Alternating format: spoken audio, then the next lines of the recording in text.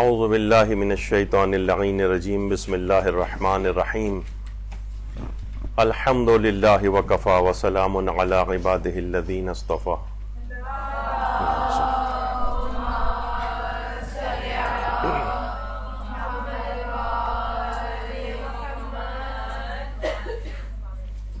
آج کل اور بلکہ کافی عرصے ہی سے ایک وبا سوشل میڈیا پہ بھی اور ہمارے ٹی وی پر بھی ایک وبائی شکل ایک چیز اختیار کر گئی ہے کہ خواہ چائے کا اشتہار ہو تو اس میں رقص ہوگا، چاہے کھیل ہوں اس کے اندر رقص و سرور ہوگا، چاہے کسانوں کی کوئی کھاد یا اس سے ریلیٹڈ کوئی چیز ہوگی اس میں رقص ہو رہا ہوگا. یعنی کوئی چیز ایسی نہیں ہے کہ جس کے اندر یہ رقص و سرور اب شامل نہ ہو گیا ہو. حتیٰ کہ یہ اتنی قابل تعریف چیز بن گئی کہ ہمارے ایک اعلیٰ ترین حکومتی عہدیدار ٹی وی پروگرام میں بھی فخر کیا. انہوں نے کہا کہ ماشاءاللہ میری بیٹی جو ہے بہت اچھا ڈانس کرتی ہے. تو اور ایسے افراد کو باقاعدہ سیلیبریٹی بنایا جاتا ہے، اس کو ٹی وی پہ لایا جاتا ہے، اور کوئی چیز کوئی شعبہ ایسا نہیں ہے. مثلا جو جتنی بھی بڑی بڑی کمپنیز ہیں آپ دیکھتی ہیں کہ موبائل فون کی تو خیر ان کا تو لگتا ہے کہ موبائل فون سے زیادہ وہ ترویج جو ہے وہ رقص و سرور کی جو ہے اس کے اندر دی جا رہی ہوتی ہے. یعنی کوئی اشتہار کوئی چیز ایسی نہیں کہ جس کے اندر رقص کو شامل نہ کر دیا گیا ہو. حتیٰ کہ اس میں ابھی آگے چل کر ہم ذکر کریں گے اس کا کہ بزرگ افراد کا وقار اور وہ سب بھی ختم ہے. بوڑھا اور بوڑھی جو ہیں وہ بھی مثلا ڈانس کرتے دکھائی دے رہے ہیں، اور شادیوں میں ٹرینڈ چل گیا ہے کہ اب دولہا دلہن بھی ڈانس کرنے لگے ہیں. یعنی عفت و وقار اور ایک مومن کا جو عزت ہے اس کو گویا ایک لحاظ سے جنازہ نکال دیا گیا ہے. تو تفصیل ابھی آگے چل کر اس کے فقہی احکام پر ہماری گفتگو ہوگی، اور اخلاقی اعتبار سے بھی اس کے کیا مفاسد ہیں اس پر گفتگو آگے بڑھے گی. تو یہ اس قسم کی چیزیں شامل ہو گئیں. تو یہ ایک عجیب ایک نفسانی ایک ہیجان کی اس کے اندر ایک کیفیت ہوتی ہے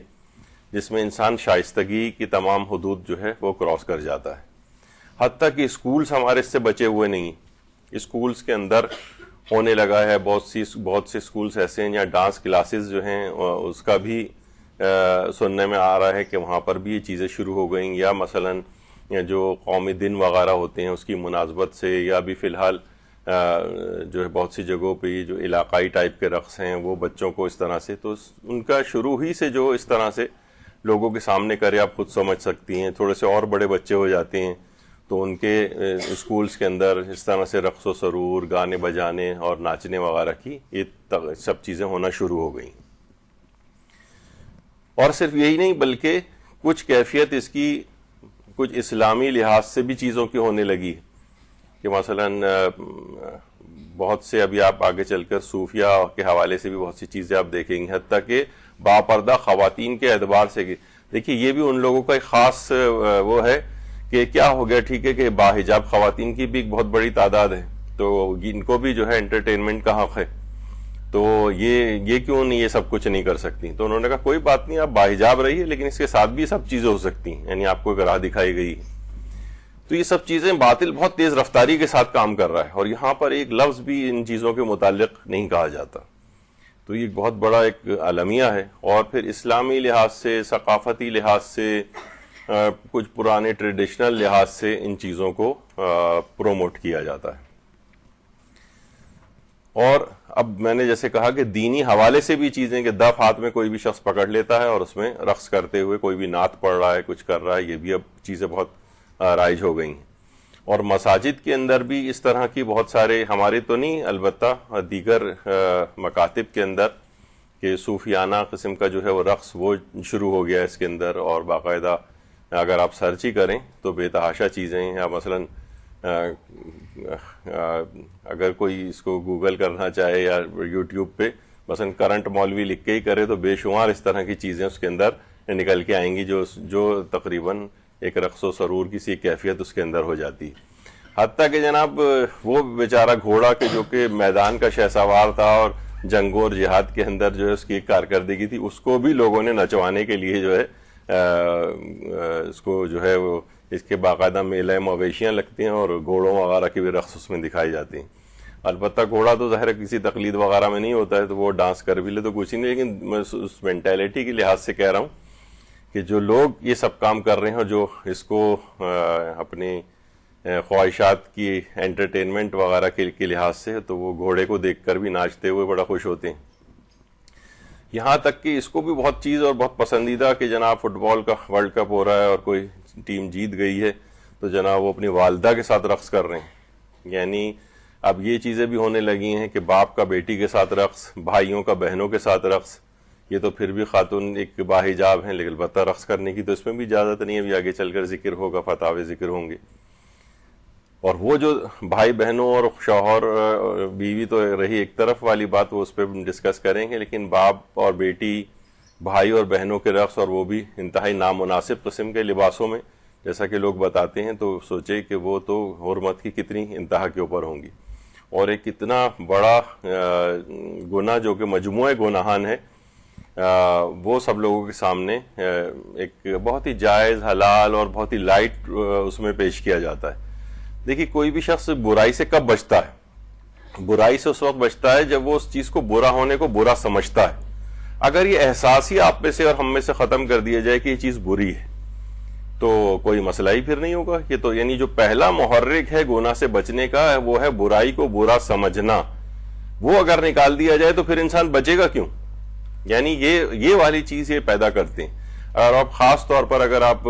یہ جو ملٹی نیشنل کمپنیاں ہیں اور مختلف ڈرنکس بنانے والی, سافٹ ڈرنکس بنانے والی کمپنیاں ہیں, اب آپ دیکھتے ہیں یہ موبائل فون والی, یہ ایک ہی اشتہار کو یعنی بعض اوقات اتنا زیادہ یعنی سینکڑوں اور ہزاروں مرتبہ دکھاتے ہیں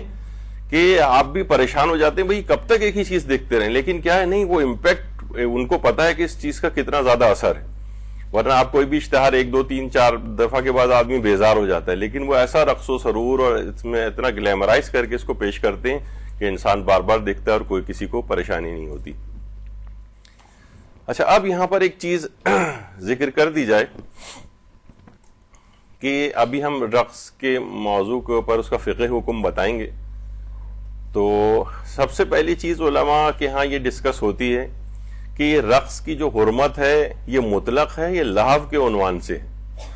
یعنی باقاعدہ روایات کے اندر رقص کا نام لے کر اس کو منع کیا گیا ہے, یا یہ کہ نام کے لحاظ سے تو نہیں ہے یہ مسئلہ, البتہ لہو و لعب یعنی جس کا حرام ہونا قطعی ہے روایات میں, یہ اسی کے مصداق اور عنوان کے اندر شامل ہے. کیونکہ آپ دیکھیں جیسے جوا سے مربوط جو کھیل ہیں اس میں چند ایک ہی ایسے ہیں جیسے شطرنج یا تاش وغیرہ, لیکن اس کے علاوہ بھی جوئے کی بہت ساری اقسام آ گئی ہیں, لاٹری ٹکٹس ہیں اور فلاں ہیں. وہ سب تو روایات میں نام لے کر نہیں آیا, لیکن وہ کسی ایک خاص عنوان کے تحت اس کے اندر شامل ہو جاتے ہیں. تو یہاں پر بھی لہو و لعب یا گناہ کی محفلوں سے ریلیٹڈ جو چیزیں ہیں, کیا یہ اس عنوان سے رقص حرام ہے یا باقاعدہ اس کا کوئی نام لیا گیا ہے اور اس کی حرمت کو مطلق قرار دیا گیا ہے؟ اچھا, اب دیکھیے ایک چیز اور بھی ہے کہ کیا یہ رقص بذات خود فی نفس ہی حرام ہے؟ اس میں علماء کے مختلف نظریات, جیسے ہمارے آیت اللہ سید محمد رضا گل پائگانی, ان کا یہ فتویٰ تھا کہ فی نفس ہی رقص حرام ہے, بذات خود حرام ہے, مطلق طور پر ہی حرام ہے. اور اسی طرح سے ان کے جو داماد تھے آیت اللہ شیخ لطف اللہ صافی گل پائگانی, کچھ عرصے پہلے ان کا انتقال ہوا,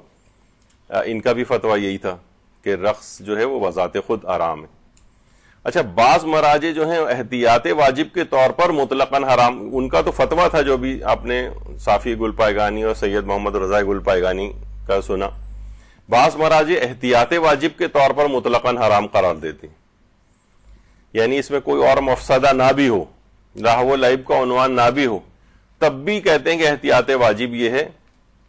کہ آپ رقص نہیں کر سکتے. ابھی تفصیل اس کی آگے آئے گی.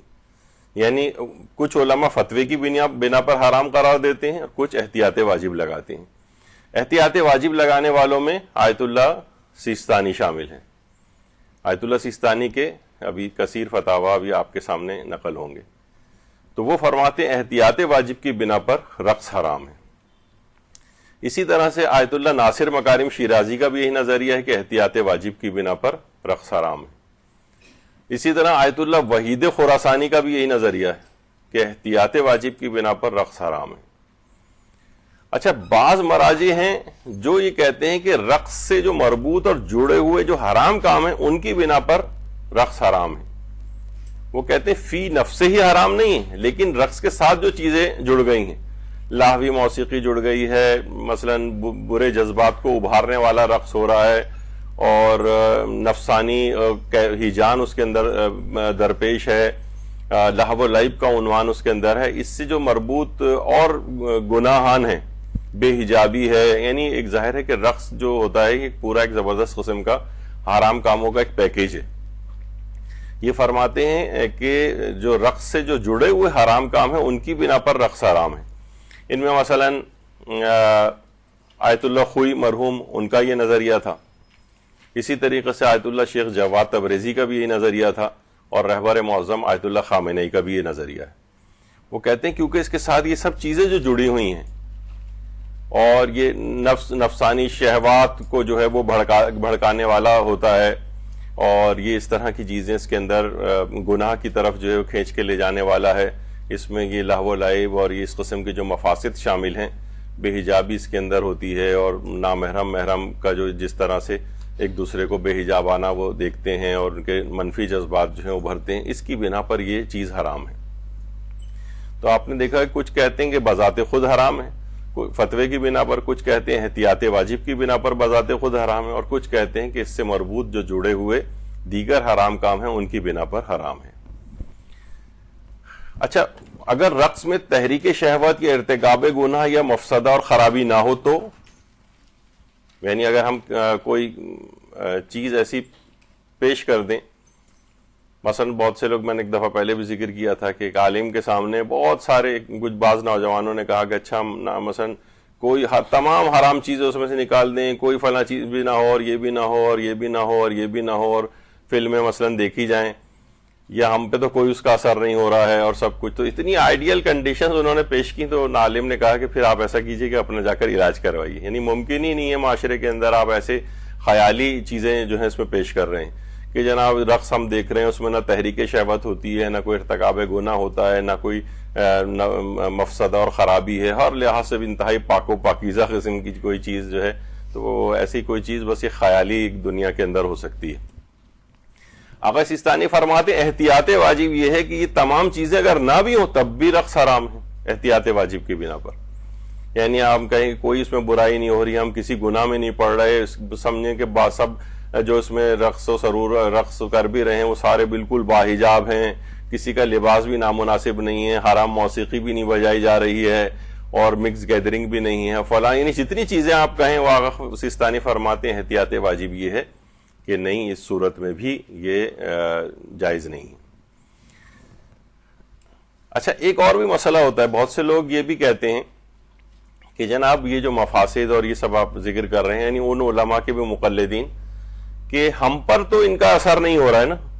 یعنی ہمارا نفس مثلا بہت مضبوط ہے، ہم اگر یہ رقص دیکھ بھی لیں تو ہمارے نفس کے اوپر کوئی اثرات مرتب نہیں ہو رہے، جسے ہم کہتے ہیں کہ یہ جو آثار شہوت یا اس کی جو خرابیاں ہیں، ان کا جو مفسدہ ہے یہ نوعی ہے یا فردی ہے، یعنی نوعی سے مراد یہ کہ ان جنرل یہ لوگوں کے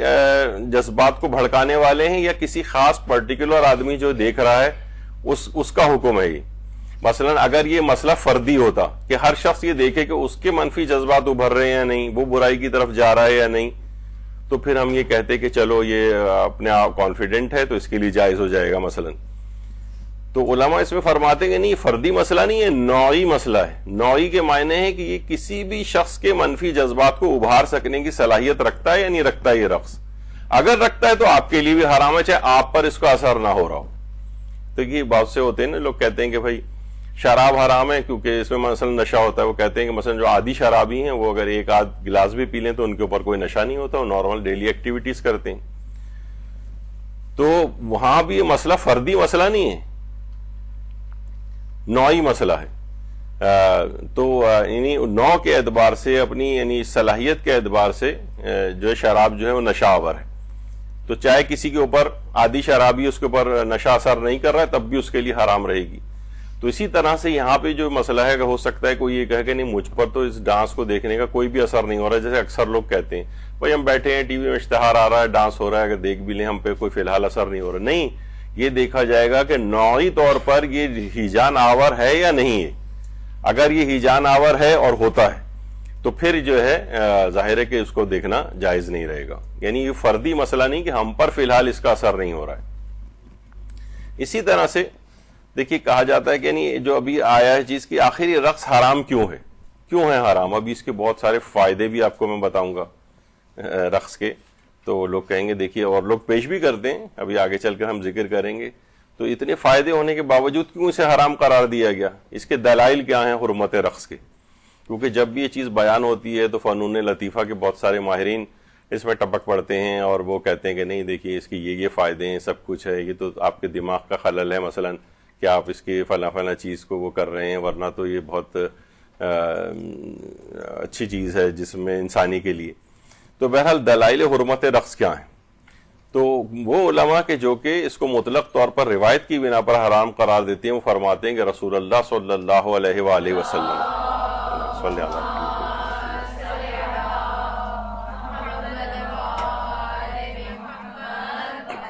انہوں نے اسے حرام قرار دیا. سکونی کی ایک روایت ہے جسے روایت سکونی و نوفلی کہا جاتا ہے. اس میں، اور وہ روایت الکافی میں محمد ابن یعقوب کلینی نے لکھی، اور علی ابن ابراہیم نے اپنے والد سے، اور انہوں نے نوفلی سے، انہوں نے سکونی سے، اور انہوں نے چھٹے امام سے کہا کہ انہوں نے فرمایا کہ پیغمبر اسلام قال رسول اللہ صلی اللہ علیہ وآلہ صلی علی محمد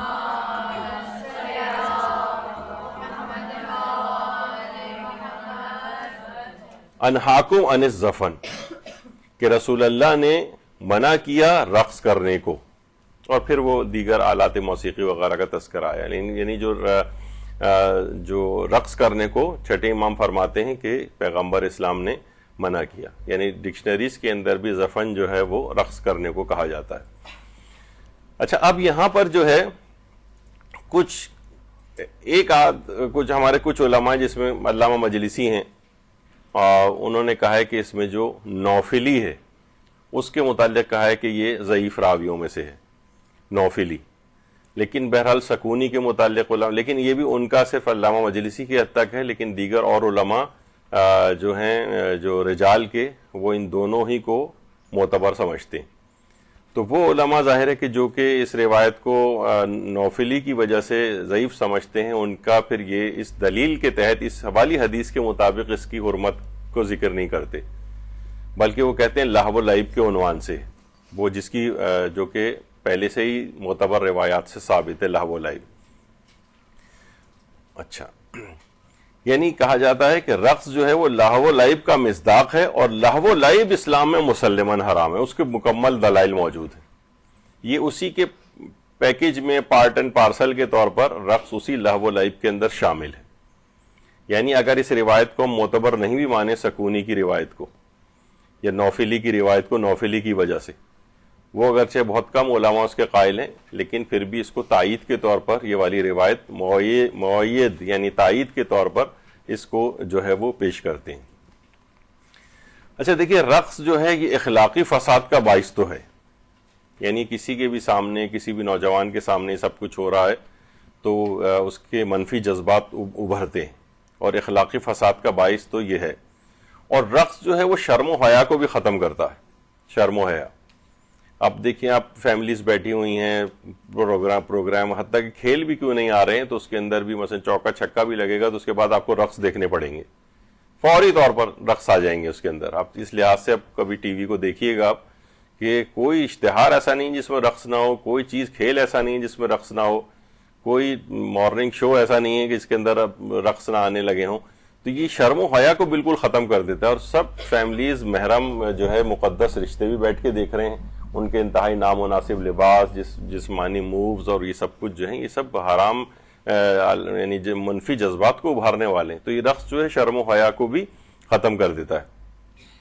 تو یہ سب چیزیں انتہائی اس طرح کی ہیں، اور آثار شہوت اور غرائز اس کے اندر جو ہے وہ ظاہر ہوتے ہیں. پھر آگے چل کر اور اس کے اندر یہ یعنی خالی صرف یہیں کی حد تک نہیں رہتا، جب منفی جذبات بھڑکتے ہیں تو پھر دیگر حرام کاموں کی طرف جاتا ہے. تو یہ ایک سیریز ہے. جبھی دیکھیے قرآن نے بھی یہ کہا کہ وَلَا تَقْرَبُوا الزِّنَا إِنَّهُ كَانَ فَاحِشَةً وَسَاءَ سَبِيلًا، یعنی اس کے قریب بھی نہ جاؤ. یعنی قریب جانے میں علماء نے کہا کہ اصل میں یہ مراحل کے لحاظ سے ہوتا ہے. پہلے تو مثلا انسان صرف نگاہ سادی ڈالتا ہے، پھر اس کے بعد جو ہے وہ حرمت اس کے اندر آ جاتی ہے، منفی جذبات پیدا ہوتے ہیں، پھر اور دوستیاں یاریاں لگتی ہیں، پھر لمس اور فلاں، اور اس طرح ہوتے ہوتے انتہائی حرام کی طرف چلا جاتا ہے انسان. تو اس کو پہلے ہی مرحلے میں روک دینا چاہیے. تو رقص بھی جو ابتدائی مرحلہ ہے، اس کے بعد اور مراحل اس کے بعد جو ہے وہ آگے بڑھتے ہیں اور حرام کاموں کی طرف انسان جاتا ہے. اچھا دیکھیے، ایک چیز ہوتی ہے طرب، ایک ہے لہو و لعب، محفل لہو و لعب. طرب اصل میں کم عقلی کی ایک حالت کو کہا جاتا ہے کہ انسان اس وقت ایک ایسی ہیجانی کیفیت کے اندر ہوتا ہے. اور آپ دیکھیں کہ شادیوں کے اندر وہ جو ناچ گانا اور یہ سب ناچ جو شروع ہو جاتا ہے، ڈانس شروع ہو جاتا ہے، یہ اس وقت انسان ایک کم عقلی کی کیفیت کے اندر جاتا ہے. طرب جبھی بہت سے غنا اور موسیقی کے لحاظ سے مثلا امام خمینی کا نظریہ تھا کہ تربیہ موسیقی حرام ہے. تربیہ موسیقی، تربیہ سے مراد وہی جو کم عقلی کی کیفیت ہو جاتی ہے، ایسی موسیقی بجائی جا رہی ہے کہ جو لہو و لعب اور اس سے مناسبت رکھتی ہے، اور انسان ایک کم عقلی کی سی کیفیت میں جاتا ہے اور بڑا وجد میں آ جاتا ہے اور اس کا دماغ ذرا بے قابو ہونے لگتا ہے. تو یہ کم عقلی کی کیفیت ہے. اچھا، اور یہ جو کثرت لہو و لعب ہے، یعنی اس طرح کی چیزیں اگر انسان بار بار دیکھتا ہے تو اس کی عقل میں بڑی نمایاں کمی ہونے لگتی. بظاہر وہ ہو سکتا ہے کہ پی ایچ ڈی ہو، اول تو وہی جو اس قسم کے زیادہ پڑھے لکھے افراد ہیں، آپ دیکھیں کہ جو زیادہ سنجیدہ اور وہ اس قسم کی ایکٹیویٹیز میں نہیں جاتے. مثلا کسی سائنسدان کو آپ نے کبھی رقص کرتے شاید نہ دیکھا ہو، کسی بڑے ماہر معاشیات کو یا علم و آگہی رکھنے والے شخص کو آپ نے کبھی اس قسم کے، یعنی وہ اپنی شان کے خلاف سمجھتا ہے، اس کی عقل ذرا کافی انٹیکٹ رہتی ہے اس معاملے میں. لیکن یہ جو لہو و لعب کے اندر شکار جو لوگ ہوتے ہیں، ان کو ہر وقت صرف ایک اسی طرح کی کم عقلی کی کیفیت ان کے اوپر ہوتی ہے. اور یہی وجہ ہے کہ حضرت امیر المومنین علیہ الصلوۃ والسلام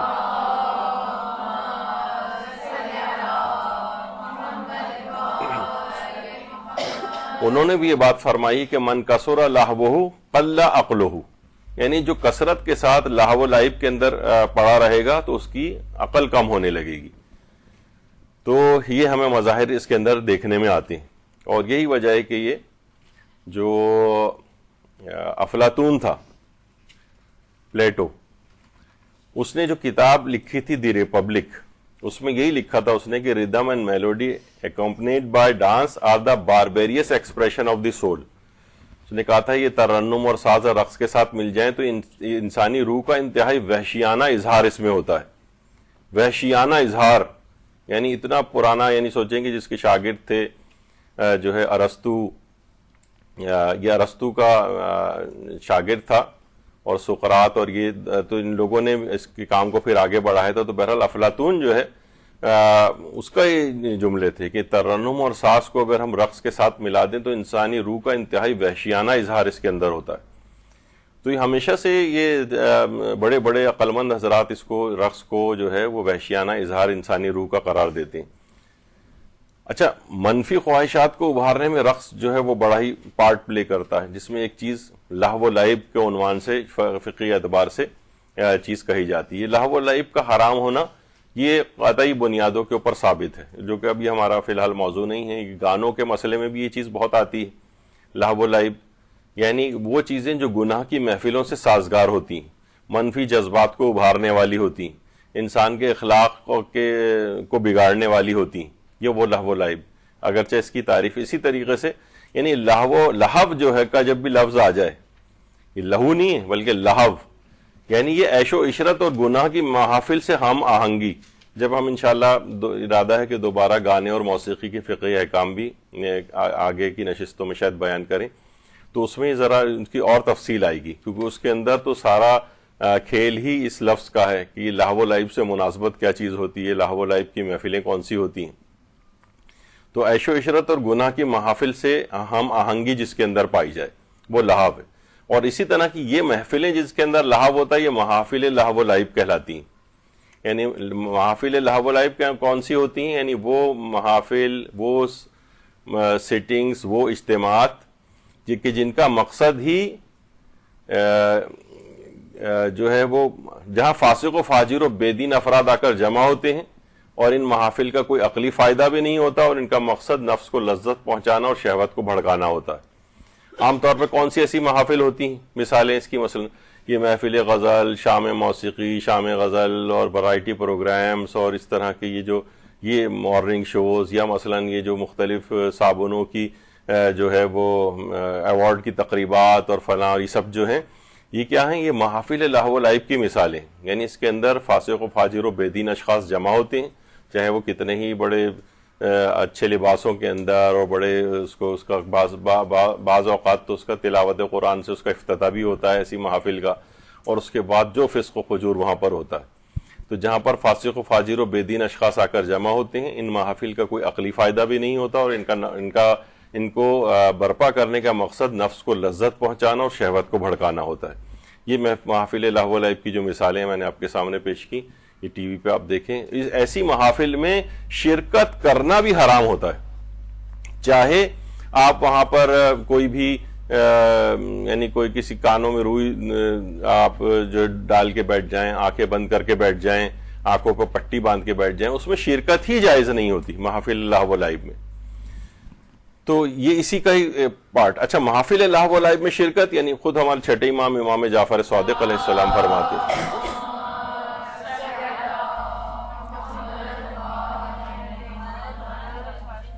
کہ مومن کے لیے مناسب نہیں ہے کہ وہ ایسی محفل میں بیٹھے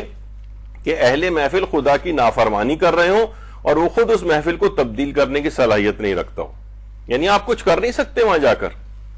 تو آپ کو ایسی جگہ پر بیٹھنا بھی نہیں چاہیے۔ بعض ہماری شادی کی اور بیاہ کی محافل، بعض برتھ ڈیز، بعض سالگرہیں اور بعض اس طرح کی جو اور چیزیں تقریبات، مہندی، مانجے وغیرہ کی، یہ محافل لہو و لعب میں تبدیل ہو جاتی ہیں،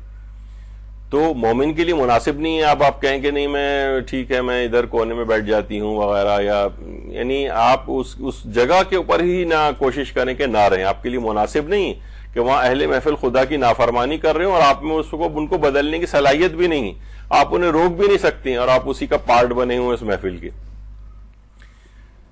تو اور یہ بھی قرآن کی آیات میں سے سورہ نور کی کہ ان الذین یحبون ان تشیع الفاحشۃ فی الذین آمنوا لہم عذاب علیم فی الدنیا والآخرہ، یعنی وہ لوگ جو اس بات کو پسند کرتے ہیں کہ یہ فواحش عوام میں بڑھیں، یہ رقص و سرور کو برپا کرنے والے، اس کو پیش کرنے والے اور اس کا مظاہرہ کرنے والے، اور جیسے کہ لوگوں نے بتایا کہ جناب بہت ہی زیادہ اس وقت رقص و سرور اور وہ کوئی ویڈیو وائرل ہوئی ہے جس کے نتیجے میں جو ہے وہ ہر آدمی جو ہے وہ یعنی اب اور زیادہ اس کو پروموٹ کرنے والی چیزیں جو ہیں وہ ہو رہی ہیں، تو جو بھی حتیٰ کہ اس کو فارورڈ بھی اگر کوئی کرے گا تو وہ تشیع الفاحشہ کے اندر آئے گا۔ آپ یہ فواحش کو فروغ دے رہے ہیں، آپ ایک دوسرے کو بھی کیوں بھیج رہے ہیں یہ چیزیں؟ دیکھیے بہت سی چیزیں ایسی ہوتی ہیں جیسے ہمارے بہت کچھ کہ فلاں شخص نے یہ کہہ دیا، اب وہ کہا کسی بہت چھوٹے سے مجمع میں کسی علاقے میں ہے، مثلا مجالس وغیرہ کے عنوان سے بھی، لیکن آپ وائرل کر کے یعنی جن تک پیغام وہ چیز نہیں بھی غلط پہنچی نا، آپ زبردستی ان تک چیز پہنچاتے ہیں۔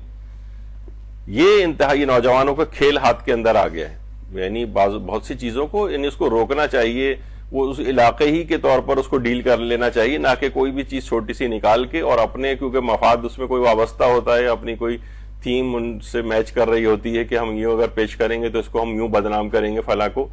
تو وہ اس سے کیا ہوتا ہے کہ دوسروں کے بھی ہاتھ وہ چیز آتی ہے۔ تو بہرحال یہ فواحش کو اس لحاظ سے فروغ دینا، ڈانس کی ویڈیوز کو ادھر سے ادھر بھیجنا، یہ دیکھیے یہ کیا ہے، چاہے وہ اس عنوان سے کیوں نہ ہو، یہ بھی ایک طریقہ ہے سافٹ قسم کا۔ تو بہرحال تو ان کے لیے کیا ہے، لہم عذاب علیم فی الدنیا والآخرہ، دنیا اور آخرت کا ایک خطرناک دن، پروردگار قرآن کے اندر کہہ رہا ہے کہ ہم ان کو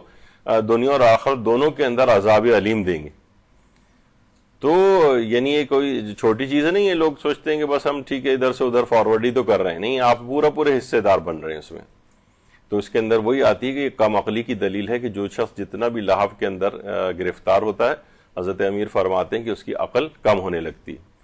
دیکھیے رقص و موسیقی میں عوام کی انتہائی دلچسپی کی کیا وجہ ہے؟ اس کی وجہ یہی ہے کہ اس کے اندر سفلی جذبات جو ہیں وہ اس میں اس کو فروغ ہوتا ہے، یعنی وہ ان کے ابھرتے ہیں۔ آپ دیکھیں جو کہیں رقص و سرور ڈانس کی اگر محفل کہیں اعلان ہو جائے، دیکھیں کیسے وہاں ٹکٹس جو ہے فروخت ہوتے ہیں اور بیٹھنے کی بھی جگہ نہیں، وہاں نوجوان پاگل ہوئے ہوتے ہیں، اور کوئی اور دینی کوئی یا انسانی روح یا کوئی پاکیزہ چیز کے لیے آپ کسی جگہ کی بھی جگہ دیکھیں تو آپ کو وہاں ایسا کہیں پہ بھی رش نظر نہیں آئے گا. تو رقص و موسیقی میں عوام کی انتہائی دلچسپی کی وجہ یہی ہے کہ اس کے اندر سفلی جذبات، یعنی یہ دلیل ہے اس بات کی کہ یہ کوئی پاکیزہ چیز نہیں ہے، ورنہ پاکیزہ چیزوں کے اندر عوام کی ایسی کوئی دلچسپی نہیں ہوتی، چاہے اس کو آپ کتنی شوگر کوٹیڈ یا ملمہ سازی اس کے اوپر کریں. تو عوام جو ہے وہ اچھا اس کو ایسی محافل کو بڑا ترتیب دیا جاتا ہے، اس میں رنگ و روشنی اور یہ اور اس کو یعنی بڑھاوا دینے کے لیے ہر وہ چیز، اس میں گلیمر پیدا کرنے کے لیے ایسی ایسی چیزیں جو ہیں پیش کی جاتی ہیں کہ آدمی اٹریکٹ ہو کر آئے. ہمارے ہاں دیکھیں، ہم ظاہر اس لحاظ سے تو نہیں کہیں گے کہ منفی چیزوں کے اعتبار سے دینی پروگراموں کے اندر جو ہے وہ اس طرح کی چیزوں، لیکن اس کو بہتر انداز میں تو پریزنٹیبل تو کیا جائے کم سے کم. ہمارے ہاں چیزوں کو کیا ہوتا ہے کہ یعنی پریزنٹیبل یعنی لوگ اپیل نہیں کر رہی ہوتی چیزوں کو، اور ہم کہتے ہیں دیکھیے لوگ آ نہیں رہے ہیں اس میں. تو پریزنٹیبل ہو، لیکن یہ ظاہر ہے کہ لاہوی یا حرام انداز سے پریزنٹیشن نہ ہو جیسے کہ وہ لوگ کرتے ہیں، لیکن وہ برائی کی چیزوں کے لیے کتنی محنت کرتے ہیں. جب آپ یہ دیکھیں کہ برائی کی چیزوں کے لیے کتنی محنت ہوتی ہے، کتنی چیزوں کا خیال رکھا جاتا ہے، اور یہاں پر جو نیکی کی چیزیں ہیں اس میں بیچارہ کوئی بھی آدمی آتا ہے، وہ اپنے دماغ سے کچھ کر رہا ہوتا ہے، اپیل کرے نہیں کرے، لوگوں کی دلچسپی بھی نہیں اس میں ہوتی ہے. بچوں کا اگر مثلا کسی جگہ مدرسہ ہے، ان کے بچوں کے لحاظ سے الگ اپیلنگ ان کی چیزیں ہوتی ہیں، ان کو آڈیو ویژولز چیزیں اچھی ڈھونڈ کے دکھانی چاہیے، لیکن وہ پرانے ٹریڈیشنل اسٹائل کے اوپر یعنی روکھے پھیکے انداز میں ان کو پڑھایا جاتا ہے، تو ان کی دلچسپی نہیں ہو پاتی اس کے اندر. دیکھیے رقص جو ہے اس کی تعریف کیا ہے، تعریف کیا ہے. دیکھیے ویسے تو رقص کو کہا جاتا ہے کہ جناب یہ اعضاء کی شاعری ہے، یہ بہت سے اچھے الفاظ اس کے اندر جو ہے نا استعمال کیے گئے. اب کون سے اعضاء کی شاعری؟ وہی جہنمی اعضاء کی شاعری. اسے کہا جاتا ہے روح کی غذا ہے موسیقی، گانوں موسیقی روح کی غذا ہے. تو ہم بھی کہتے ہیں کہ جی ہاں بالکل ٹھیک ہے، روح کی غذا، لیکن کون سی روح کی غذا ہے؟ شیطانی روح کی غذا ہے. یہ پروردگار نے احسن تقویم کے اوپر جس کو فائز کیا ہے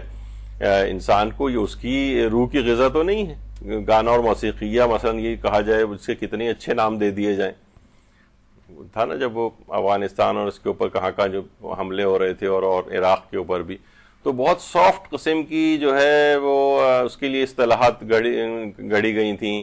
کولیٹرل ڈیمیج اور اس طرح کے، اور بھی میں نے اس کے اندر سنتا تھا اسمارٹ بامبس. یعنی بڑے اچھے اور سافٹ انداز میں جیسے کوئی مٹھائی وغیرہ کی چیز پیش کی جا رہی ہو، یعنی اپنی چیزوں کو وہ اس طرح کی چیزیں بنا کر پیش کرتے ہیں. تو اسی طریقے سے برائی والی چیزوں کو بھی کہ جناب یہ اعضاء کی شاعری. ہاں پہلے یہ بتا دوں، دیکھیے رقص کی تعریف کیا ہے. رقص کی تعریف یہ ہے کہ اس کو سب مجتہدین یہ کہتے ہیں کہ رقص کو کیا ہے، اس کو عوام کے اوپر چھوڑا گیا ہے. یعنی عوام جسے کہہ دے کہ یہ رقص ہے، یہ تو ڈانس ہے، تو بس یہ حرمت کا حکم، احتیاط واجب فتویٰ جو بھی ہے آپ کا مجتہد جو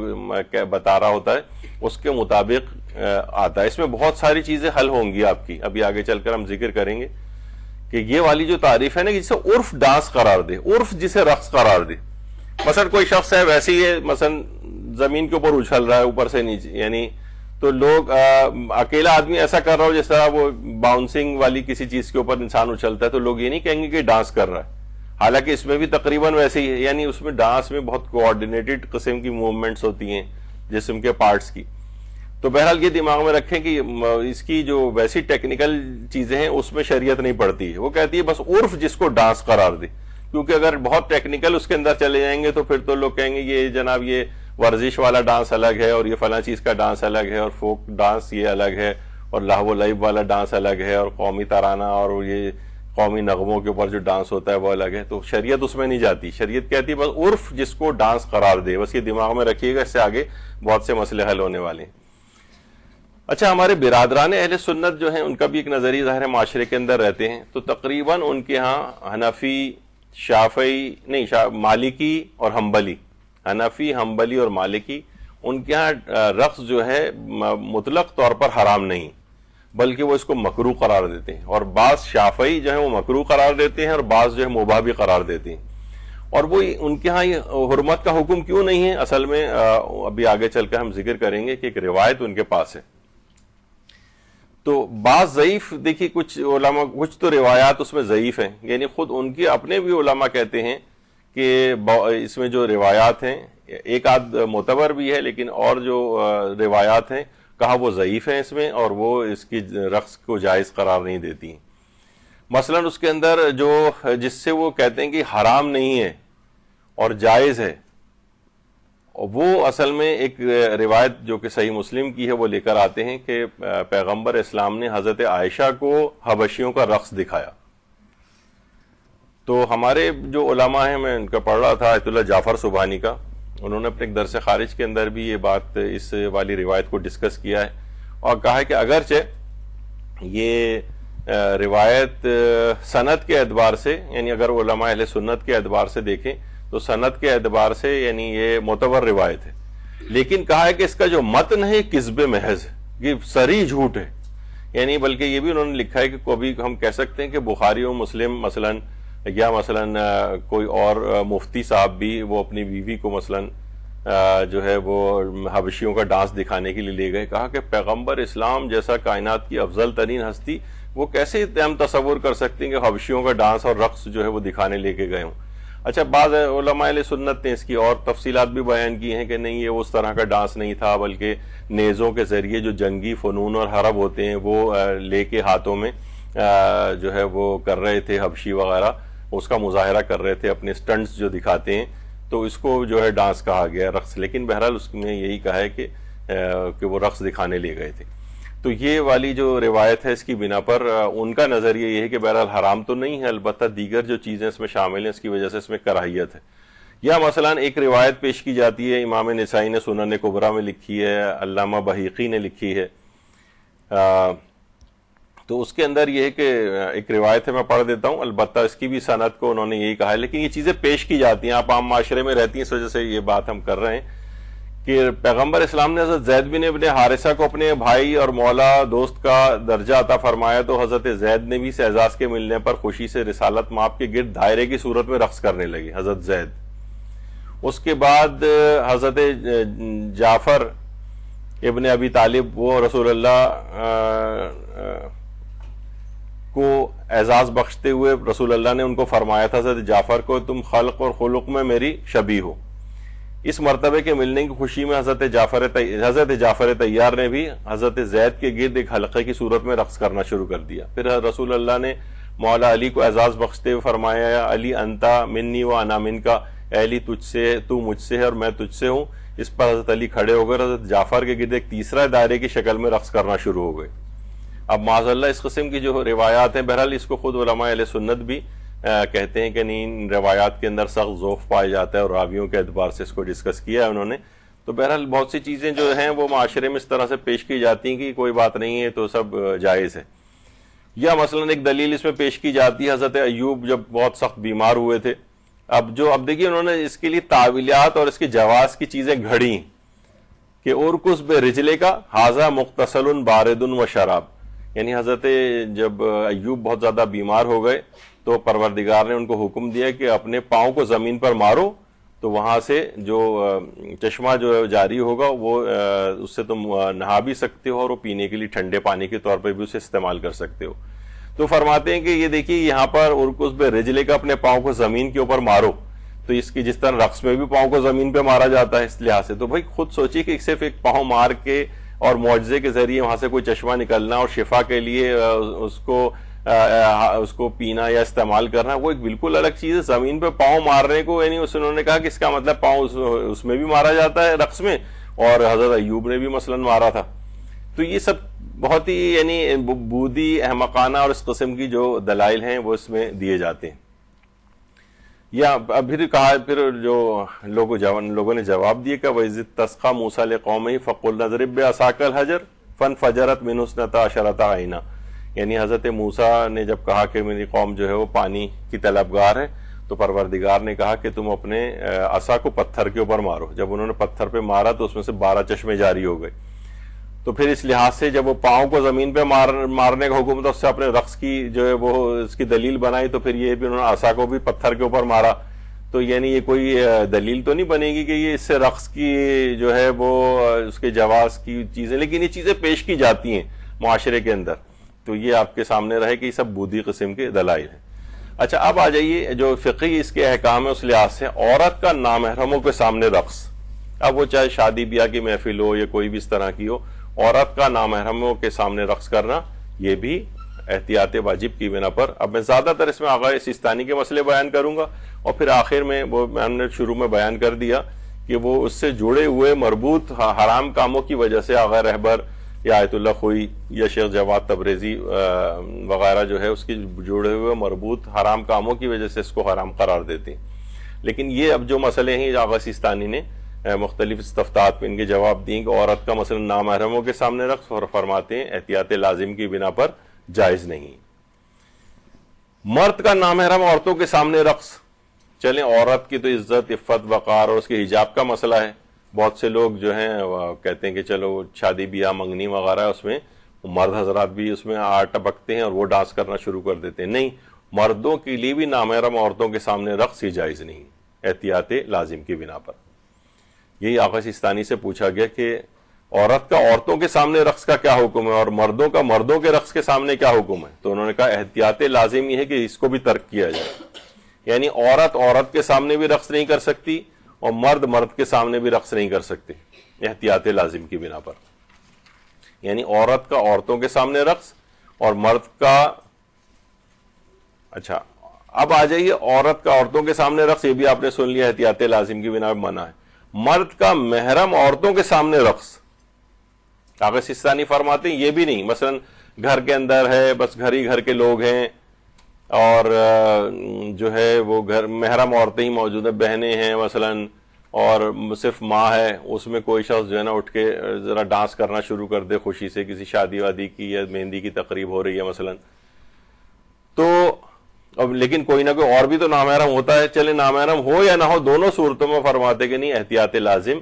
کی بنا پر یہ بھی جائز نہیں ہے. مرد کا محرم عورتوں کے سامنے رقص بھی جائز نہیں. اسی طرح مردوں کا مردوں کے سامنے رقص، یعنی کوئی مرد ہے وہ مردوں کے سامنے ہی رقص کر رہا ہے، کوئی عورتیں نہیں ہیں، بالکل خالصتاً سولجرز پارٹی ہو رہی ہے مثلا وہاں پر، تو ان کا بھی رقص مثلا جو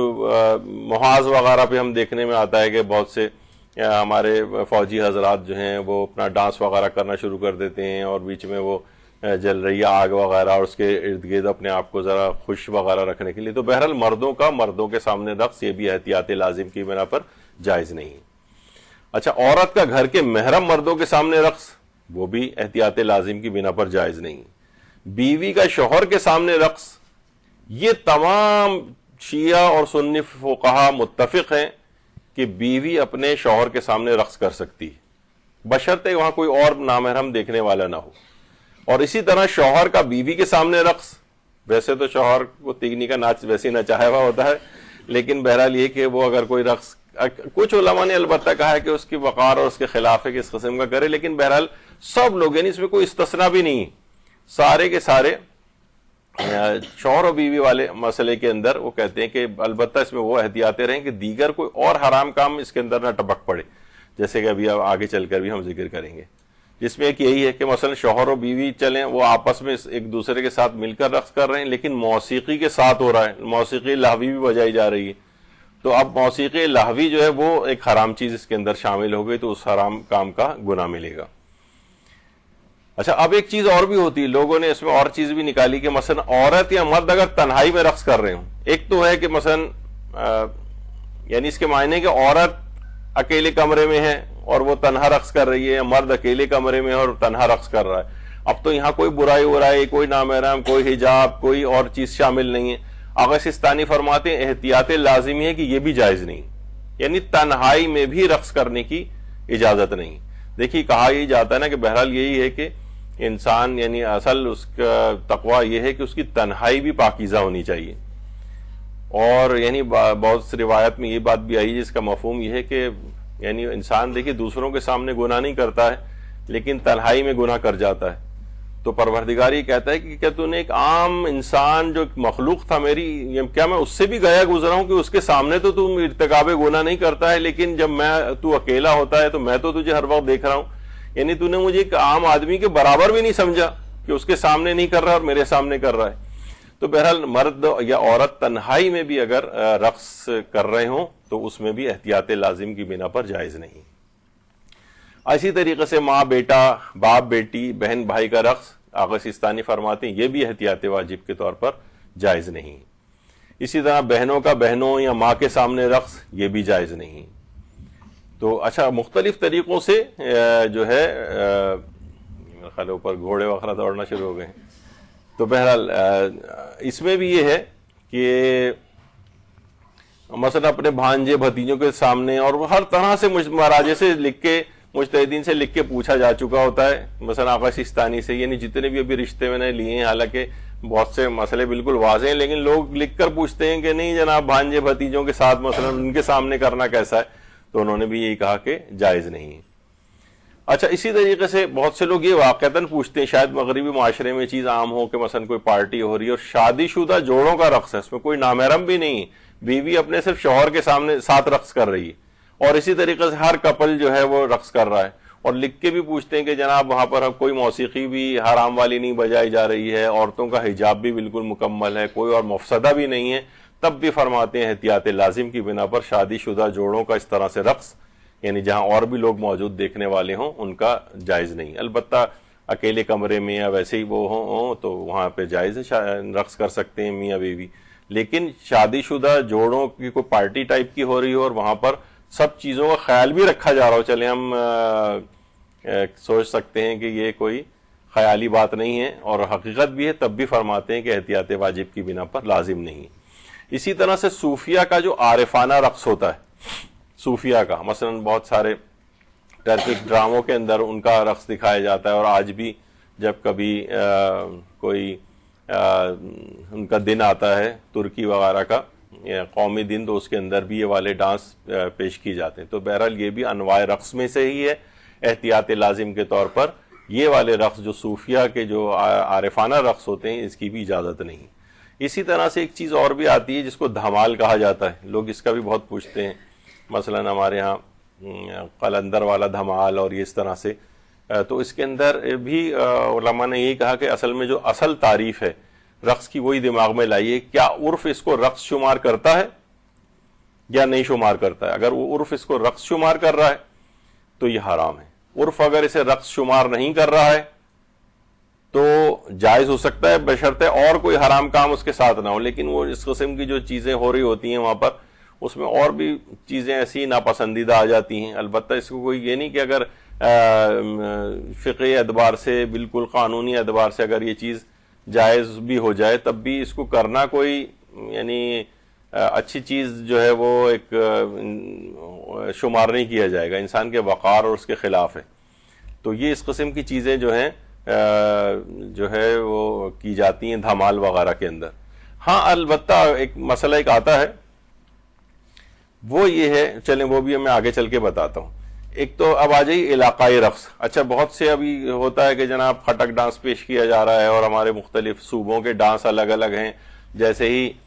وہ چیز اگر کوئی آتی ہے تو یعنی جب کوئی قومی فیسٹیول بھی آتا ہے تو بس اس میں رقص اور یہ گانے اور نغمے اور اس کے علاوہ یعنی کوئی چیز ہی نہیں. یعنی یہ بعض اوقات حیرانگی ہوتی ہے کہ یہ ایسا کیا ہے. تو مختلف علاقوں کے لحاظ سے جناب یہ رقص ہیں اور لوگ جو ہے اس کے اندر ڈانس کر رہے ہیں. یا مثلا عرب معاشرے کے اندر بھی ایک تلوار ہاتھ میں لے کے ایک قسم کا ڈانس ہوتا ہے. تو اس کے اندر بھی سب کا لب لباب اور نظریہ یہی ہے کہ اگر اس کو یہ سمجھا جائے کہ یہ اس کو کہا جائے کہ ہاں یہ رقص ہے، بس یہ کہا جائے رقص ہے، تو فرماتے ہیں احتیاط لازم کے طور پر یہ سب بھی جائز نہیں، اگر وہ حتیٰ کہ دھمال کو بھی اگر کہا جائے. لیکن البتہ کبھی کبھار ایسا ہوتا ہے، شاید دھمال میں ایسا ہو، شاید وہ میں نہیں کہہ سکتا، اگر عرف رقص کی تعریف میں منقسم ہو جائے، یعنی تقسیم ہو جائے، کچھ کہیں کہ یہ تو رقص ہے، کچھ کہیں کہ یہ رقص نہیں ہے، یہ تو دھمال ہے مثلا، تو پھر اس صورت میں وہ چیز یعنی اس کو حرمت کا حکم نہیں لگایا جاتا. یعنی اگر عرف کہے کہ جو دھمال ہے اور قلندر کے مزار پر یا اس طرح سے جو لوگ کر رہے ہوتے ہیں، تو اگر یہ رقص کی تعریف میں اگر یعنی رقص کے اوپر پورا اترتا ہے، لوگوں سے پوچھیے، اسلام نے اپنے ہاتھ میں نہیں رکھا ہے کہ آپ یہ بتائیے عرف لوگ کہ یہ جو ہے رقص، اس کو رقص کہا جائے گا یا نہیں. لوگ کہیں گے نہیں یہ رقص نہیں ہے تو دھمال ہے. تو ٹھیک ہے، پھر یعنی فی نفس ہی کوئی اور حرام چیز نہ ہو تو اس کی حرمت کا حکم نہیں لگایا جائے گا. یعنی عرف جب کبھی منقسم ہو جاتا ہے، تقسیم ہو جاتا ہے، تو حرمت کا حکم پھر نہیں آتا ہے. یہ آپ لوگوں میں سے تو شاید اتنی خواتین اس میں نہ ہوں. جب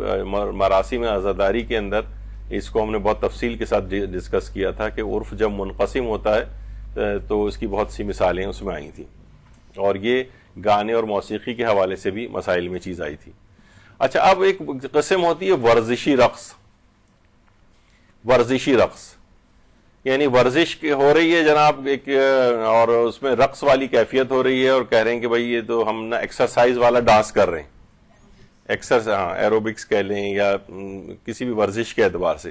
اچھا، کبھی یہ کھیلوں کے حصے کے طور پر ہوتا ہے یا کبھی ورزش کے حصے کے طور پر ہوتا ہے. اس میں بھی آقا سیستانی کا یہ نظریہ کہ احتیاط لازم کی بنا پر یہ والے ڈانس بھی جائز نہیں. بھائی صرف ورزش اسی پہ تو موقوف نہیں ہے نا، آپ جو ہے وہ عام ورزشی جو اور طریقے ہیں جنہیں رقص نہ کہا جائے ان کا انتخاب کیجیے. یہ تو نہیں کہ یہ خاص قسم کا جو ڈانس ہو رہا ہے اسی کے اندر ہی ورزش صرف ہوگی. تو وہ فرماتے نہیں، اگر اس پہ بھی رقص کا اطلاق ہوتا ہے تو وہ ڈانس یا اس کھیلوں کے حصے کے طور پر ہی کیوں نہ ہو، وہ بھی احتیاط لازم کے طور پر جائز نہیں. بہت سے ڈاکٹرز حضرات آج کل یہ مثلا ڈانس میڈیسن کے طور پر بھی ایک پوری ایک اصطلاح جو ہے وہ رائج ہو گئی ہے، اس پہ بھی وہاں پر کافی کام ہو رہا ہے کہ ڈاکٹر جسمانی صحت کے اعتبار سے اگر ڈانس کرنا تجویز کرے تو وہ فرماتے ہیں احتیاط لازم ہے کہ یہ بھی نہیں ہے یعنی جائز. وجہ اس کی یہ کہ یعنی انسانی جسمانی اعتبار سے یعنی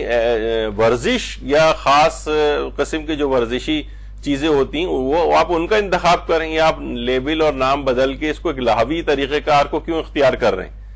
تو یہ اس کے اوپر موقوف نہیں کہ علاج فقط خاص قسم کا ڈانس ہی کیا جائے گا تو ہی اس سے علاج ہوگا بیماری کا. نہیں، اور طریقہ کار ہیں ورزشوں کے لحاظ سے آپ وہ کہ جن پر ڈانس کا اطلاق نہ ہو سکے.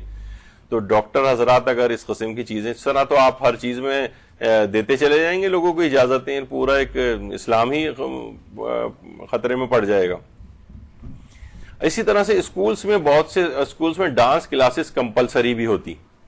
Dance classes compulsory. اب یہاں پر آیت اللہ سیستانی فرماتے ہیں کہ اگر ڈانس کلاسز کمپلسری ہوں اور آپ کو پیرنٹس کو اس کی اجازت دینا، اس میں ظاہر صرف ڈانس تو نہیں ہوتا، میوزک بھی ہوتا ہے اور ڈانس بھی اس کے اندر ہو رہا ہے، موسیقی بھی اس کے اندر ہو رہی ہے، گانا وانا بھی اس کے اندر ہو رہا ہے. اگر یہ کمپلسری ہو جائے تو فرماتے ہیں کہ اگر ایسا ہو رہا ہے معاشرے کے اندر اور یہ اسلامی تربیت کے منافی، اسلامی تربیت کے خلاف یہ چیز جا رہی ہے، یعنی بچے کی جو اسلامی تربیت آپ کر رہے ہیں یہ چیزیں اس کی اجازت دینا یہ بالکل اس کے خلاف جا رہا ہو، یعنی بچے کی اسلامی تربیت جو آپ کر رہے ہیں اس کے برخلاف یہ چیز جا رہی ہو تو پھر تو فرماتے ہیں کہ جائز نہیں. اچھا، یہ نابالغ بچوں کے اعتبار سے، نابالغ بچوں کے اعتبار سے فرماتے ہیں کہ یہ والدین ایسی چیزوں کی اگر ایسا صورتحال ہے وہ والدین خود دیکھیں گے بچوں کی جو اسلامی تربیت وہ کر رہے ہیں یہ اجازت دینا اس کے خلاف تو نہیں جا رہا ہے. یعنی اس طرح کی چیزیں وہاں پر اسکولز کے اندر ہو رہی ہیں، لاو لائب، موسیقی اور ناچ گانا اور یہ سب کچھ ہے کہ آپ کی اسلامی تربیت کو بالکل تباہ برباد کر کے رکھ دے گی یہ چیز. تو پھر والدین کے لیے لازم ہے کہ وہ اس کی اجازت نہ دیں. اور یعنی نابالغ بچوں اور بالغوں کے اعتبار سے تو وہ کہتے ہیں کہ بالغ تو اگر والدین اجازت بھی دے دیں تب بھی بالغ شخص کے اوپر احتیاط لازم یہ ہے کہ وہ ان چیزوں کو نہیں کر سکتا ہے، تو اس کا تو خود ہی اپنا حکم ہو جائے گا. لیکن والدین اگر اجازت دے رہے ہوں تو پھر یہ دیکھا جائے گا کہ ان کا یہ اجازت دینا اسلامی ان کی تربیت کے خلاف تو نہیں ہو رہا ہے. اگر تربیت کے خلاف ہو رہا ہے تو اجازت دینا جائز نہیں ہے. لیکن اگر والدین دیکھ رہے ہیں کہ نہیں اس قسم کا ماحول نہیں ہے اور یعنی ہماری تربیت پہ اس پہ فرق نہیں پڑ رہا ہے، یعنی دیانتداری سے اپنے بچے کے لحاظ سے وہ اس چیز کو دیکھیں تو پھر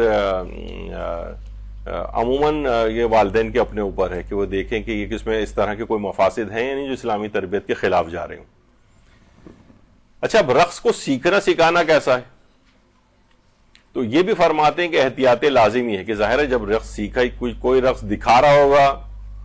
کر کے وہ خود اس کے لیے جائز نہیں ہے احتیاط لازم کے طور پر، اور جو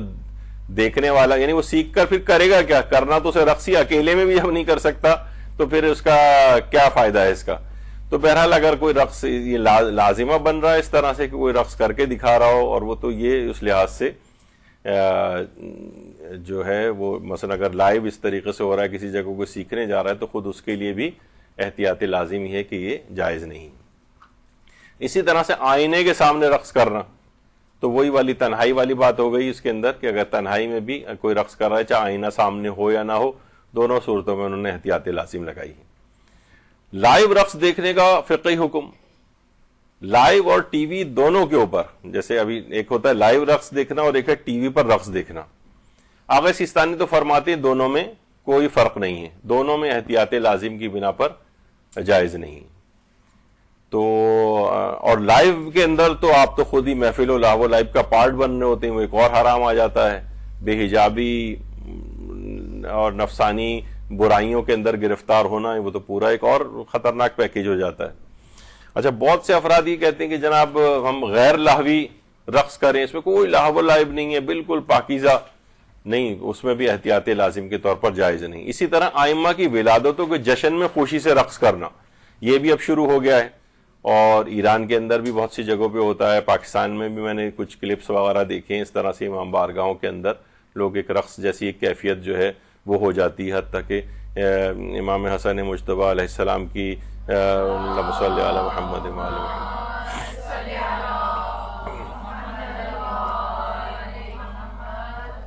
ان کی ولادتوں پر معصومین کے اس طرح سے رقص کرنا اس میں بھی احتیاط لازم کی بنا پر یہ بھی جائز نہیں. اسی طرح جو اس کی اب جتنی بھی صورتحال بنتی ہیں, بھنگڑا ہے جیسے کہ جناب وہ مختلف علاقوں میں اس طرح سے جو ہے وہ بھنگڑا کیا جاتا ہے اور جناب لوگ, اور اس میں کوئی برائی کہیں پہ بھی نہیں سمجھی جاتی, تو کیونکہ یہ بھی رقص کے حکم میں آتا ہے تو اس لحاظ سے اس کی بھی احتیاط لازم کے طور پر اس کو بھی جائز نہیں, اور یہ تو اور ہی بری چیز ہے, یہ اس طرح سے اگر ہو اس کا نام لینا بھی برا ہے. اچھا, اسی طرح ہیجڑوں کا ناچ جو ہوتا ہے, اب تو خیر یہاں پر کم ہو گیا, بچے کی ولادت ہوئی تو ہیجڑے پتہ نہیں کہاں سے پہنچ جاتے تھے اور ڈانس وغیرہ کرنا شروع کر دیتے تھے. تو یہ چاہے کیونکہ خود ان کے اوپر فقہ جو پوری مرتب ہوتی ہے, ان کے الگ فقہی احکام ہیں, ان پہ ایک درس ہمارا یہاں پر ہو بھی چکا ہے, جو خنثی جو ہوتے ہیں ان کے اپنے فقہی احکام کیا ہیں, ان کو میراث کا مسئلہ ان کے کیا ہے, ان کو کیا سمجھا جائے گا, ان کے حجاب کے کیا مسئلے ہیں, ان کے حج کے کیا مسئلے ہیں, یہ بھی یہاں پر ڈسکس ہو چکے ہیں. تو اسی طریقے سے ان کے اوپر بھی واجب ہوتا ہے کہ یہ بھی ڈانس نہ کریں لوگوں کے سامنے, اور لوگ جو طرح سے دیکھتے ہیں ان کو, تو بہرحال ایک لہو لائب ٹائپ کی ایک وہ ہو جاتی ہے اس میں. تو ہیجڑوں کا جو ناچ ہے یہ بھی احتیاط لازم کی بنا پر جائز نہیں. لوگ کہتے ہیں اچھا کلاسیکل ڈانس, تو کلاسیکل ڈانس ہو یا کوئی اور نان کلاسیکل ہو, اس میں بھی یہ احتیاط لازم کی بنا پر جائز نہیں. یا کوریوگرافی بھی ایک چیز آج کل آ گئی ہے, رقص کے ذریعے خاکہ کشی, اور اس کی تعریفات آپ دیکھ لیجئے گا, کوریوگرافرز ہوتے ہیں کوریوگرافی, تو اس کے اندر بھی احتیاط لازم ہے کہ یہ بھی جائز نہیں. اچھا, لوگ کہتے ہیں بھائی دوستوں کے ساتھ ہوگا, خوشی میں کھڑے ہو کے سب لوگ ایک دوسرے کے ہاتھ میں ہاتھ ڈال کے کچھ رقص ہلکا پھلکا سا, اگر اس پہ بھی رقص کا اطلاق ہوتا لوگ کہیں گے ہاں یہ لوگ رقص کر رہے ہیں, تو احتیاط لازم کے طور پر وہ بھی جائز نہیں ہوگا. یہ ایک ہی جگہ کھڑے ہو کر ہلکے ہلکے ہلنا, لوگ کہتے ہیں اکثر, میں نے تو خیر ایسا نہیں دیکھا لیکن جن سے میں نے ڈسکس کیا لوگ کہنے لگے ہاں ہمارے ایک اداکار تھے, اداکار محمد علی, وہ بیچاری ہیروئن ہی رقص کرتی رہتی تھی, وہ اکیلے کھڑے ہوئے بس ہلکا ہلکا سا ہل لیتے تھے خالی. تو چاہے لیکن لوگ اس کو بھی کہیں کہ ہاں یہ رقص کر رہا ہے, چاہے وہ ہلکے ہلکے کیوں نہ ہل رہے ہوں. یا مثلا محمد علی کے لیے باکسر جو ہے وہ ایک لحاظ سے وہ اس میں کرنا, رنگ میں کرنا شروع کر دیتے تھے رقص جیسا. تو ہر وہ چیز جسے عرف رقص کہے, چاہے وہ ہلکے ہلکے سے ہلنے کو اگر کہے کہ یہ رقص والی کیفیت ہو جائے, تو پھر یہ بھی احتیاط لازم کی بنا پر جائز نہیں ہوگا. اسی طرح سے ڈانس پارٹیوں میں شرکت کا فقہ حکم, نوجوان اس طرح سے جانے لگے ہیں, اخباروں میں خبریں بھی آتی ہیں, تو بہرحال وہاں پہ بھی یہی ہے کہ وہاں تو پورے مجموعہ گناہن ہوتا ہے, تو وہاں پر بھی جانا جائز نہیں ہے. اگر جس شادی یا منگنی کی تقریب میں ڈانس ہو رہا ہو وہاں پہ شرکت کا فقہ حکم کیا ہے, تو آیت اللہ سیستانی خاص طور پہ فرماتے ہیں کہ اول تو اس قسم کی آپ تقریبات میں جائیں نہیں, یعنی اگر جہاں پر ایسا ہو, اور اگر جانا بہت ضروری ہو جائے, یعنی بھائی اوائڈ کر ہی نہیں سکتے, کیا کریں اب جانا ہی پڑے گا, تو آپ ٹھیک ہے پھر وہی ہے کہ جس قدر اوائڈ کر سکتے ہو کہ اس محفل کا حصہ نہ بنے, کونے خدرے میں کہیں جا کے بیٹھیں. اور بھی وہ پھر وہ فرماتے ہیں کہ امر بالمعروف بھی آپ کو پتہ ہے کہ یہاں پر میرا اثر نہیں کرے گا, شادی کی تقاریب میں کہاں اور یہاں یہ سب چیزیں چل رہی ہوں, تو اب کیا ہوگا. تو انہوں نے فرمایا پھر یعنی احتیاط لازم کی بنا پر یا احتیاط واجب کی بنا پر ایسا انداز اختیار کرنا ضروری ہوگا کہ لوگوں کو آپ کی ناپسندیدگی اور عدم رضایت کا علم ہو جائے, یعنی آپ اس سے راضی نہیں ہیں, آپ کو یہ چیز پسند نہیں آ رہی, آپ کو ناراضگی کا اظہار کرنا کم سے کم لازم ہو جائے گا. تو بہرحال اس قسم کی جو ہیں تقاریب, اس میں جب یہ سوال بھی پوچھا گیا مہاراجے سے, اگر شادی کی ایسی تقاریب میں شرکت نہ کریں جس میں لہو و لعب ہو تو یہ رشتہ داروں کی ناراضگی کا سبب بنتا ہے, ایسی صورت میں ہماری کیا ذمہ داری؟ آیت اللہ سیستانی فرماتے ہیں اگر حرام میں مبتلا رہے ہوں تو وہاں جانا جائز نہیں ہے آپ کے لیے. یعنی خود آپ حرام میں مبتلا نہیں ہو رہے تو پھر وہی ہے کہ اظہار ناراضگی کریں, کہیں کونے خدرے میں بیٹھے ہیں, وہ ایک الگ ہے. آیت اللہ خامنہئی فرماتے ہیں حرام تقاریب میں شرکت ہر صورت میں جائز نہیں ہے اور نہیں عن المنکر سب پر واجب ہے.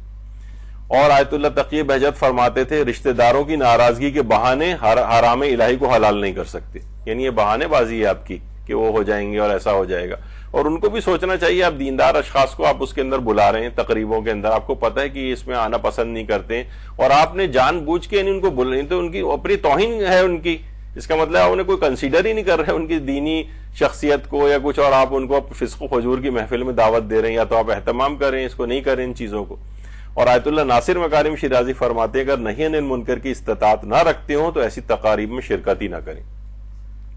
تو یہ سب چیزیں رقص و سرور وہاں پر ہو رہا ہے اور آپ کہہ رہے ہیں کہ بھائی میں تو جانا ہی پڑے گا, تو یہ مسئلہ آپ کے سامنے رہا. اور اسی طریقے سے کھیلوں میں وہ چیئر گرلز ڈانس جو ان کا ہوتا ہے وہ تو فسق و فجور اور حرام ہر لحاظ سے اس کے اندر ہوتا ہے, تو وہ دیکھنا بھی جائز نہیں. رقص کے ساتھ مختلف حرام کاموں کا جتنا آپ اجتماع کرتے جائیں گے وہ سب حرام رہیں گے. مثلا میوزک کے ساتھ لہوی میوزک بجایا جا رہا ہے, اس رقص کے ساتھ وہ ایڈیشنل ایک گناہ ملے گا آپ کو. مکس گیدرنگ ہے, وہ عورت مرد کا مخلوط اجتماع ہو رہا ہے, وہ ایڈیشنل اس کے اندر ایک اور حرام مزید ایڈ ہو رہا ہے. یعنی حرمت بڑھتی چلی جا رہی, اور اس طرح سے جتنے بھی حرام کام اور ایڈ ہوتے جائیں گے. تو جب یہ آغا سیستانی سے پوچھا بھی گیا کہ کیا نکاح کی مشترکہ محفل منعقد کرنا جس میں مرد و خواتین جو کہ مسلمان اور غیر مسلم ایک ہی جگہ جمع اور حجاب کی مراعات بھی کی گئی ہو, یعنی باحجاب بھی ہیں سارے, کیا یہ جائز ہے؟ جواب جذبات کو بھڑکانے والی مشترکہ محافل کا انعقاد جائز نہیں ہے, اور ظاہر ہے کہ شادی بیاہ کی محفلوں میں ایسا ہی ہوتا ہے. یہ کہہ رہے ہیں کہ ایسا ہی ہوتا ہے, لہٰذا مشترکہ محفل کے بجائے علیحدہ علیحدہ انتظام ہونا چاہیے. اس کو پروموٹ کرنا چاہیے کہ نہیں عورتوں مردوں کے یہ الگ الگ کمپارٹمنٹ ہو جس میں یہ ہو. زور دینا چاہیے لوگوں سے, جب دعوت آئے پوچھیں گے ایسا تو نہیں کہ سب لوگ مکس بیٹھے ہوئے ہوں وہاں پر, اور ان پہ بھی ایک پریشر ڈالنا چاہیے, ورنہ عام طور پہ ہمارے یہاں نہیں ہوتا اور جو جیسا آئے اس کو ایکسیپٹ کر کے وہاں پہنچ جاتے ہیں. اور صرف یہی نہیں بلکہ تعلیمی اداروں کے لحاظ سے بھی آغا سیستانی سے پوچھا گیا کیا مسلمان عورت کے لیے مغرب و ممالک کی کو ایجوکیشن یونیورسٹیز میں داخلہ لینا جائز ہے؟ یہ اس میں مسلمان ممالک بھی شامل کر لیں آپ, جبکہ وہاں طلبہ و طالبات آپس میں گھل مل کر رہتے ہیں اور شرعی حدود کی رعایت نہ کرتے ہوں. تو انہوں نے جواب دیا اگر اپنے دین کی سلامتی اور اپنے شرعی وظیفے کی ادائیگی کے بارے میں اطمینان رکھتی ہوں تو جائز ہے. اور شرعی وظائف میں سے کیا چیز ہے؟ حجاب کی رعایت, نامحرموں کی طرف بری نگاہ نہ کرنا اور نامحرم کے بدن کو نہ چھونا اور وہاں کے فاسد ماحول کا اور ان پر اثر انداز نہ ہونا. اگر یہ رعایت کر سکتی ہو تو جائز ہے وہاں پر پڑھنا, اور نہیں کر سکتی تو پھر جائز نہیں. یعنی صاف بات ہے, یعنی اس میں یہ نہیں ہے کہ ہر صورت میں بالکل ایک عمومی اجازت دے دی گئی ہو. ان شرطوں کی پابندی ہوگی تو اس کی اجازت ملے گی. اور جیسے ہم نے پچھلی دفعہ کہا تھا کہ عورت گھر سے باہر نکل کے کام کرنے جائے گی تو شرائط کی پابندی کے ساتھ آپ کو اجازت ملے گی. اسی طریقے سے ان کو ایجوکیشن یونیورسٹیز میں بھی یہاں پر عام طور پر دیکھنے میں آ رہا ہے کہ چیزوں کی رعایت نہیں کی جا رہی. اسی طرح سے ایک مسئلہ اس میں آتا ہے قوالی میں حال آ جاتے ہیں لوگوں کو اور اچھلنا کودنا, لیکن وہ اس کو عام طور پر رقص نہیں کہا جاتا. وہ بھی ظاہر ایک دماغی اعتبار سے ایک عجیب ایک کیفیت ہوتی ہے. عموماً قوالیوں کے اندر حال آ جاتے ہیں لوگوں کو. تو بہرحال یہ کہ وہ کیونکہ رقص والی کیفیت نہیں ہوتی, بس آدمی اٹھ کے الٹی سیدھی حرکتیں کھڑے ہو کے کرنے لگتا ہے, تو رقص کا اطلاق نہیں ہوتا, تو رقص کی حرمت کا تو بہرحال اس کے اوپر حکم نہیں آئے گا. اچھا, اسی طرح سے نابالغ بچوں کا رقص. نابالغ بچے, ابھی وہ تو اس سے پہلے آپ نے اسکول وغیرہ کا سنا, لیکن نابالغ بچوں کے رقص, اگر نابالغ بچہ خود ہی رقص کر رہا ہے تو ٹھیک ہے, نہیں کھڑے ہو کے اس نے ایسا ہلنا شروع کر دیا تو ظاہر ہے بھی وہ مکلف نہیں ہے, بالغ نہیں ہے. لیکن یہ کہ اگر ہم دیکھ رہے ہیں کہ نابالغ بچے اس طرح سے, یعنی ان کی دینی تربیت کے خلاف جا رہی ہے چیز, تو اس میں اسکولوں کے جا کے اور ان سے بات کرنی پڑے گی کہ بھائی یہ کلاسز کو ایگزیمپٹ کیا جائے اس میں سے. یہ آپ اپنے اوپر ہے کہ بچے کے اندر اس طرح کی چیزیں, کیونکہ یہی ہے, یہ دماغ اس کے بننے والی چیزیں ہیں ساری. یعنی ایک دم سے بٹن دباتے ہی وہ بالغ ہونے کے بعد جو ہے وہ پارسا نہیں بن جائے گا. یہ بالکل نابالغت کے زمانے سے ٹریننگ اس کی ہوتی جائے گی. یہ اس کے لیے عام سی چیز ہو جائے گی تو یقین جانیے بالغ ہونے کے بعد بھی یہ کرے گا. آپ اس کے بعد روک کے دکھا دیجئے اس کو. تو یہ سب چیزیں ہیں. کیا ڈانس کے کوئی عقلی فوائد ہیں؟ دیکھیے اگر آپ دیکھیں تو جناب بڑے عقلی فوائد ہیں کہ جناب یہ جو کر رہے ہیں دیکھیے اس کے اندر بہت ویسی کوآرڈینیٹڈ موومنٹ ہوتی ہے اور اس کے اندر جناب برین کے لیے بہت ہوتا ہے اس کے اندر, اور اس میں آکسیجن جو ہے وہ برین کو ہر خلیے تک آپ کی آکسیجن پہنچتی ہے, آپ کا ہارٹ ریٹ اور ردم اس کا نارمل ہو جاتا ہے, اور اتنے فائدے آپ کو جو ہے اس کے بتائے جائیں گے کچھ حد نہیں. تو رقص اور ڈانس کے بہت سارے طبی فائدے بھی تو ہیں. لوگ کہتے ہیں کہ دیکھیے اس میں کتنا اس میں فائدے ہیں. تو دیکھیے یہ قرآن نے اس کا بھی مسئلہ حل کیا. یسألونک عن الخمر والمیسر قل فیہما اسم کبیر ومنافع للناس واسمہما اکبر من نفعہما, کہ رسول اللہ آ کر آپ سے پوچھتے ہیں کہ یہ شراب کے متعلق اور یہ میسر کے متعلق, لیکن قل فیہما اسم کبیر, کہہ دیجئے کہ یہ بہت بڑے گناہ ہیں, ومنافع للناس, لیکن اس میں انسانوں کے لیے فائدے بھی ہیں, واسمہما اکبر من نفعہما, لیکن ان کے جو اس کا جو گناہ ہے اس کے فائدوں سے بہت زیادہ ہے. یعنی اس کا جو گناہ کا جو نقصان ہے وہ اس کے فائدوں سے بہت بڑھ گیا ہے اس کا نقصان. تو دیکھیے اس کے اندر بھی اس کا مطلب ہے شراب کے اندر یا مثلا جوا وغیرہ ہوتا ہے اس میں وقتی فائدہ تو ہو رہا ہوتا ہے نا کہ پیسہ ہاتھ میں آ رہا ہے, اور شراب میں یہ ہوتا ہے اس میں بھی اگر آپ میڈیکل سائنس کے اعتبار سے اس کے فائدے دیکھیں شراب کے بھی, تو اس کے اندر بھی جناب ہائی ڈینسٹی لیپو پروٹین جو ہیں اس کا اضافہ ہوتا ہے جو کارڈیو پروٹیکشن پرووائڈ کرتا ہے, اور کولیسٹرول لوورنگ ہوتا ہے, اور ٹینشن کو ریلیف کرتا ہے, اور آپ کی کنسنٹریشن میں اضافہ کرتی ہے. الکوہل وغیرہ جو شرابیں ہوتی ہیں ان کے بڑے فائدے لکھے ہوں گے میڈیکلی, لیکن کیا ہے, اور اسلام نے بھی اس کو ایکنالج کر لیا, چلیں کہا کہ اس کے اندر منافع للناس فائدے بھی ہوں گے, لیکن ان کا نقصان ان کے فائدوں سے بہت زیادہ بڑھ گیا. تو اس لحاظ سے آپ ہو سکتا ہے کہیں کہ بھائی ڈانس کے اندر تو بڑے طبی اور ویسے فائدے ہیں عقلی, تو اس میں یعنی اسلام نے اس لحاظ سے بتایا کہ اگر اس کی حرمت کا اس نے حکم دیا ہے تو بہرحال اس کا نقصان اس کے فائدوں سے زیادہ ہے. آپ اس کے آلٹرنیٹ طریقے اختیار کریں جو کہ حلال ہوں, لیکن ڈانس وغیرہ کی اجازت نہیں ہوگی. کہتے ہیں جناب رقص جو ہے ایک طرح کی ورزش ہے, تو وہی آپ نے سنا, تو آغا سیستانی سے بھی پوچھا گیا کہ ایکسرسائز وغیرہ کے لیے رقص, تو ان کا لا یجوز علی الاحوۃ وجوباً, احتیاط واجب کی بنا پر یہ جائز نہیں ہے ایکسرسائز وغیرہ کے لحاظ سے بھی. پھر کہا کہ یہ دبکۃ الرجال, یعنی یہ جو مختلف آپ دیکھتے ہیں کہ وہاں اس کو دبکہ کہا جاتا ہے کہ وہ نوجوان کندھوں پہ ہاتھ رکھ کے اور ایک ساتھ ڈانس کرنا شروع کر دیتے ہیں, بظاہر اس میں کوئی لاو و لعب بھی محسوس نہیں ہوتا. انہوں نے کہا کہ اس صورت میں بھی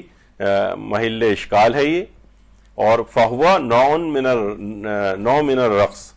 یعنی یہ ایک اسی کی قسم ہے رقص کی. تو یہ اس طرح جو دبکۃ الرجال, یہ کندھے پہ ہاتھ رکھ کے نوجوانوں کا کچھ اس میں تھرکنا, یہ بھی رقص کی اس اقسام میں سے, اور اس میں بھی اشکال ہے. تو آپ نے دیکھا کہ یہ جو سارے احکام تھے ہم بہت تیز رفتاری کے ساتھ اس کے اندر گزرے, اور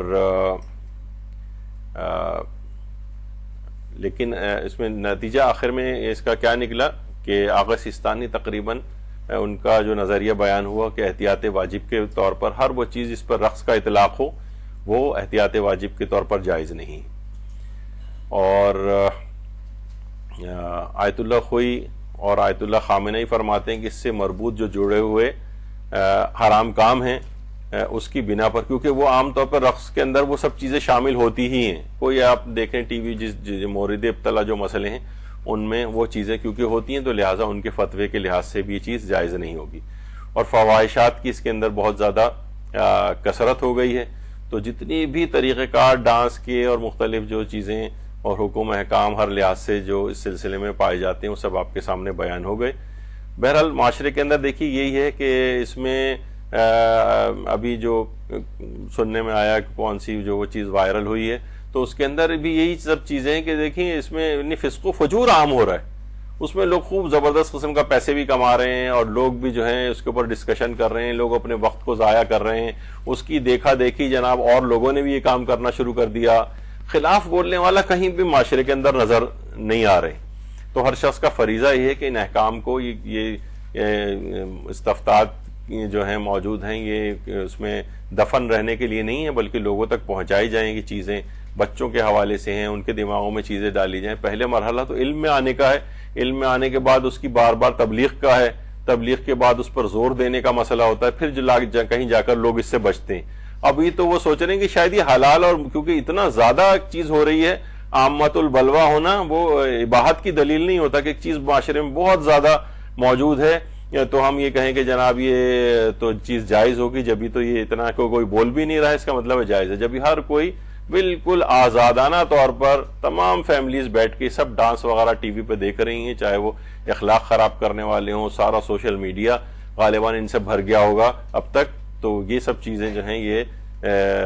آہستہ آہستہ انسان کی روح کو خراب کرنے والی ہیں، اور وہ دیگر حرام کاموں کی طرف، یہ ایک ٹرین ہے گناہوں کی جو ایک کے بعد ایک مراحل کے اندر داخل ہوتی ہے۔ اس کو ہمیشہ انفینسی بچپنے کی حالت ہی میں ان چیزوں کو روکنا ہوتا ہے، ورنہ جب یہ تناور درخت بن جاتے ہیں تو پھر ان کی جڑیں کاٹنا بہت مشکل ہو جاتا ہے۔ تو یہاں پر ہماری گفتگو اختتام پذیر ہوئی، اور اگلا لیکچر انشاءاللہ مولانا اسد علی شاگری صاحب قبلہ تشریف لے آئے ہوں گے، تو وہ دیں گے آپ کو، جلدی پانی وغیرہ پی لیجیے آپ۔ وصلی اللہ علی محمد وآلہ الطیبین۔